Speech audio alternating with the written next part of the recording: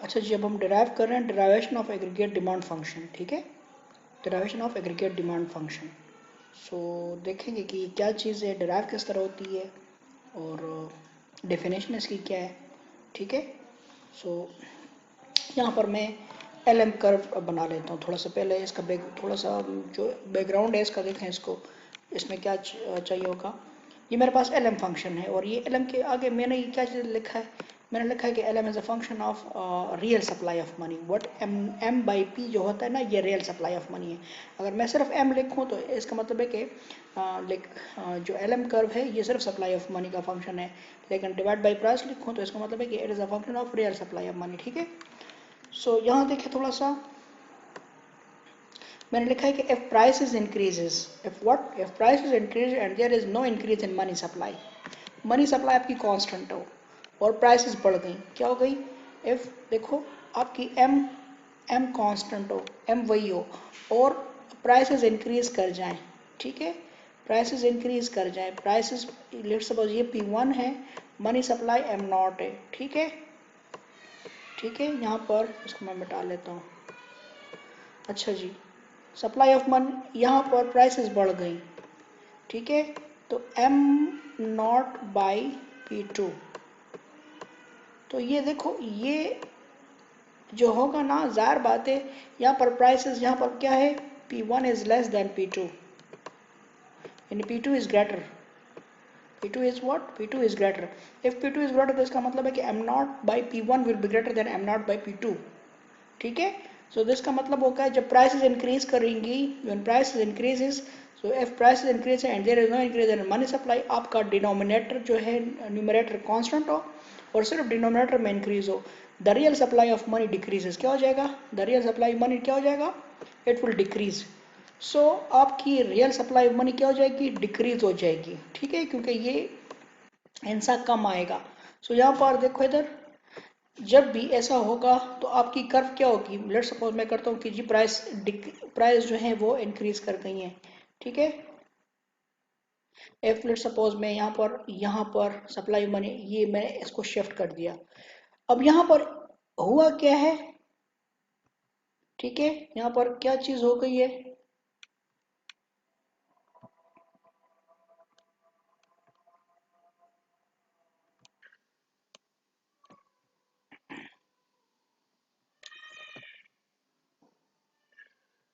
अच्छा जी देखें इधर, यहाँ पर क्या, ये यहाँ पर मैंने क्या कर लिया है, यहाँ पर सिर्फ डिफरेंस ये है कि यहाँ पर प्राइसेस P1 है, यहाँ पर प्राइसेस सिर्फ ये कर्व क्यों शिफ्ट कर गई, यहाँ से शिफ्ट क्यों हुआ है, L M M by P1 से एल एम बाई पी की, यहाँ पर प्राइसेस इंक्रीज कर गई। याद रखो जब भी प्राइसेस इंक्रीज करेंगी ना, जब भी प्राइसेस इंक्रीज करेंगी तो आपकी एल एम कर्व जो है वो right word left word shift करेंगी, ठीक है ना, ऊपर की तरफ जाएंगी, ठीक है, आपकी एल एम कर्व ऊपर को शिफ्ट होगी, ठीक है। जब प्राइसेस कम होंगी तो आपकी कर्व यहाँ, अगर इसको मैं इस तरह कर लूँ तो ये हो जाएगी L M M M naught, ठीक है, बाई P1 P नॉट, और पी नॉट सबसे कम प्राइसेस होंगी, क्या होगी, पी नॉट सबसे कम प्राइसेस होंगी। तो जब याद रखो जब भी प्राइसेस में इजाफा होगा तो आपकी एलएम कर्व ऊपर की तरफ शिफ्ट करेगी, और जब प्राइसेस कम होंगी तो एलएम कर्व जो होगी वो नीचे की तरफ शिफ्ट करेगी, ठीक है, ये एक पॉइंट नोट कर ले, ओके।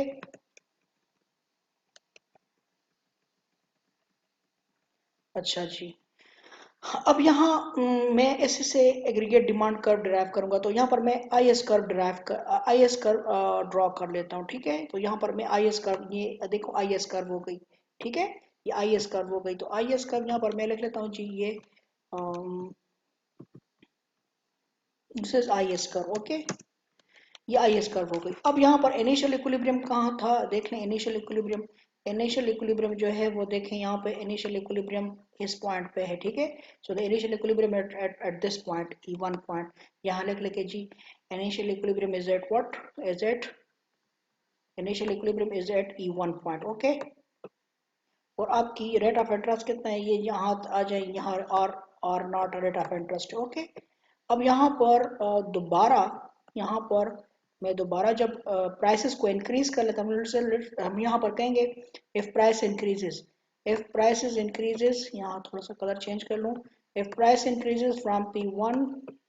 टू P2, ठीक है, प्राइसेस इंक्रीज कर गई, ठीक है। So when prices increases LM curve will shift, LM curve क्या करेगा, शिफ्ट कर लेगा, LM कर्व ने क्या कर लिया, शिफ्ट हो गया, ठीक है, it shift toward to right side, to left hand side, ठीक है, इस साइड पे, ठीक है, लेफ्ट हैंड साइड पे ये शिफ्ट कर गया, ठीक है, लेफ्ट हैंड साइड पे ये अपवर्ड शिफ्ट कर गया, ओके। सो जब ये शिफ्ट कर गया तो यहाँ पर मैं क्या कर लूंगा, न्यू इक्विलिब्रियम जो आ गया, न्यू इक्विलिब्रियम वो आप आपकी किधर आ गया, Y2 यहाँ पर आ गया, ठीक है, E2 पॉइंट की तरफ आ गया, यहाँ पर आ गया, ये इक्विलिब्रियम आ गया, यहाँ E2 पॉइंट की तरफ इक्विलिब्रियम आ गया, ओके। यहाँ पर नेशनल इनकम, लेट सपोज अगर ये मैं ले लूँ, पहली इनकम Y2 थी, अब नेशनल इनकम कितनी हो गई, Y1 हो गई, ओके। यहाँ पर सिर्फ देख लें, इस डायग्राम में मैंने आपको क्या समझाया, इस डायग्राम में मैंने समझाया इनिशियल इक्विलिब्रियम E1 पे था, अब प्राइसेस इंक्रीज कर गए तो LM कर्व शिफ्ट कर गया ऊपर की तरफ, अब आ गया equilibrium E2, rate of interest increase कर गया, रेट ऑफ इंटरेस्ट आपका R2 हो गया और नेशनल इनकम डिक्रीज हो गई, Y1 हो गई, ओके। अब यहाँ पर इसी को, यहाँ पर इसके नीचे मैं यहाँ पर एक्सेस ड्रॉ करूंगा और यहाँ पर एग्रीगेट डिमांड ड्राइव करूंगा, ओके। अब हमें पता है कि डिमांड साइड के एक साइड पे वाई एक्सिस पे प्राइसेस होता है और यहाँ पर एक्स एक्सिस पर क्वांटिटी होती है, लेकिन जो कि हम एग्रीगेट ले रहे हैं तो एग्रीगेट में आपकी क्वांटिटी क्या बदल जाएगी, वाई में बदल जाएगी, नेशनल इनकम में बदल जाएगी, ठीक है। सो यहाँ देखें इधर, जब प्राइस P1 है, देखें इधर प्राइस P1, ये जो P1 प्राइस है, यहाँ देखें इधर, व्हेन प्राइस इज P1, ये P1 प्राइस है, देखें इधर P1 प्राइस है, यहाँ नोट गौर से देख लें, P1 प्राइस किधर है, P1 प्राइस है, तो उस P1 प्राइस पे आपकी इक्विलिब्रियम कहाँ पे आ रही है, E1 पे आ रही है, और E1 पे नेशनल इनकम कितनी है, Y2, इसी नेशनल इनकम को यहाँ लेके आ जाएं, परपेंडिकुलर ड्रॉ कर लें, ठीक है, यहाँ ड्रॉ कर लें, ठीक है। तो ये आपका ये इस तरह ड्रॉ कर लें, ठीक है, सही। तो यहाँ पर आपकी ये P1 हो गई, ठीक है, तो ये Y1,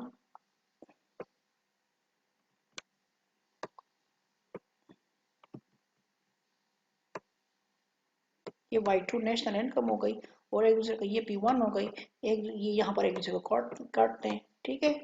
ये पॉइंट आपको मिल गया है, ये वाला पॉइंट इस साइड पे कर ले, फिर ये पॉइंट हमें मिल गया, ठीक है, ऊपर से। फिर जब प्राइसेस P2 हो गई, प्राइसेस क्या हो गई, P2, यहाँ पर मैं ले लेता हूँ P2, P2 पे इक्विलिब्रियम क्या है, E2 पे इक्विलिब्रियम है, और नेशनल इनकम कितनी है, Y1, ठीक है, तो ये मेरे पास Y1 कर ले, और यहाँ पर ये नीचे लेके आ जाए, ये Y1 हो गई, ठीक है, ये देखें सर, ये Y1 आपकी आ जाएगी और ये सर ये Y2 आ जाएगी, ठीक है। अब इन दोनों पॉइंट्स को मिला लें, इन दोनों पॉइंट्स को मिला लें, इन दोनों पॉइंट्स को जब मैंने मिला लिया तो मुझे क्या मिल गया, एग्रीगेट डिमांड, इसको क्या कहते हैं, इसको कहते हैं एग्रीगेट डिमांड कर्व, ओके, ये एग्रीगेट डिमांड कर्व हो गई, ठीक है। अब इसकी डेफिनेशन क्या है, what is an aggregate demand, थोड़ा सा देखें, एग्रीगेट का ये एक पॉइंट मुझे मिला, ये भी इक्विलिब्रियम है, ये भी मिला, ये भी इक्विलिब्रियम है, और याद रखो कौन सा इक्विलिब्रियम है, ये सिमुल्टेनियस इक्विलिब्रियम है, इसमें मनी मार्केट E1 पॉइंट पे, यहाँ पर अगर मैं इसको E1 पॉइंट लिख लूं और ये E2 पॉइंट हो गया, ठीक है, और ये दोनों डैश डैश कर दें, ठीक है, तो ये E1 पॉइंट और E2 पॉइंट दोनों क्या है, इक्विलिब्रियम है, एक E1 पॉइंट पे भी इक्विलिब्रियम है, E2 पे भी इक्विलिब्रियम, कौन सा equilibrium, simultaneous equilibrium, okay. So we see यहाँ देखें इधर, what is aggregate demand curve, aggregate demand shows different combination of price and Y, यहाँ पर याद रखो एग्रीगेट डिमांड में हर पॉइंट क्या है, combination of price and Y है। एग्रीगेट डिमांड कर्व जो होता है, यहाँ पर एक साइड पे प्राइसेस होती हैं, एक साइड पे नेशनल इनकम होती है, so it shows different combination of price and Y, और इसका हर पॉइंट, एग्रीगेट डिमांड का हर पॉइंट क्या शो करता है, equilibrium in the money market and good market simultaneously, ठीक है। Aggregate demand shows different combination of P and Y where there good mark, ये where good and money market is an equilibrium simultaneously, or we say it is simultaneously an equilibrium, good market money market दोनों equilibrium है। याद रखो aggregate demand ये कौन सा curve है, ये वो कर्व है जिसका हर पॉइंट इक्विलिब्रियम है और मनी मार्केट और गुड मार्केट दोनों इक्विलिब्रियम है, ओके।